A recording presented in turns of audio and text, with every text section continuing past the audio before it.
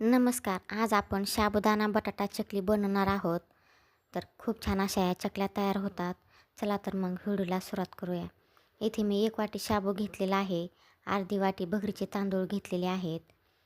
तर आता शाबू भाजून घेऊ. 5-6 मिनटं शाबू आपल्याला फुलेपर्यंत भाजून घ्यायचा आहे.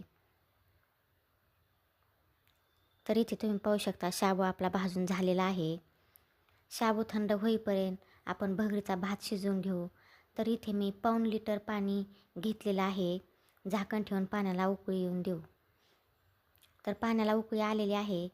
भगरीचे तांदूळ स्वच्छ धुवून या पाण्यामध्ये आपल्याला टाकायचे आहेत आणि थोडंसं चवीनुसार मीठसुद्धा टाकायचं आहे.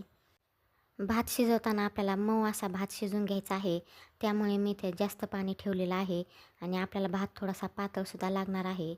कारण हा भात शिजला की यामध्ये आपण बारीक केलेला शाबू टाकणार आहोत.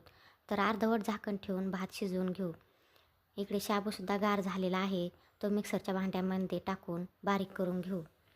तर इथे तुम्ही पाहू शकता शाबू बारीक झालेला आहे. आपल्याला जाड छिद्राच्या चाळणीनं हा शाबू चाळून घ्यायचा आहे. तर चाळून घेतलेला शाबू इथे भातामध्ये आपल्याला टाकायचा आहे. तुम्ही पाहू शकता पातळ असा आपला भात तयार झालेला आहे. आता या भातामध्ये गरम गरम भात आहे त्यामध्येच आपल्याला शाबू टाकायचा आहे आणि मिक्स करून घ्यायचं आहे. इथे मी गॅस बंद केलेला आहे. तर गॅस बंद करून आपल्याला यावर झाकण ठेवून 15 मिनटे हे असंच ठेवायचं आहे.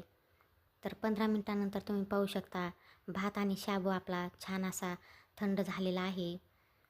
इकडे मी बटाटे उकडून 1 किलो बटाटे उकडून मी किसून घेतलेले आहेत. यामध्ये भगरीचा भात आणि शाबू जे आपण मिक्स करून घेतलेलं होतं ते टाकायचं आहे. थोडीशी मी लाल मिरची कुटून घेतलेली आहे. त्यामध्येच मीठसुद्धा मी टाकलेलं आहे. ते यामध्ये टाकून मळून घेऊ.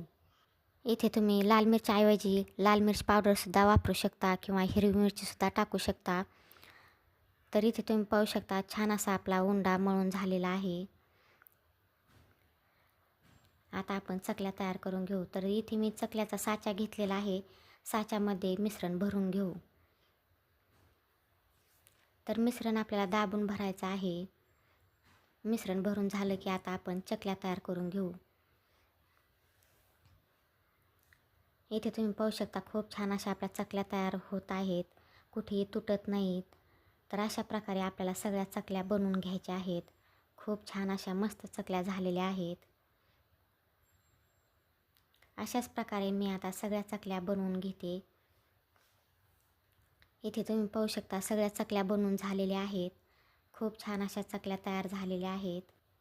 व्हिडिओ आवडला तर लाईक करा, शेअर करा, सबस्क्राईब करा आणि कमेंटद्वारे कळवा की चकल्या कशा झाल्या आहेत ते.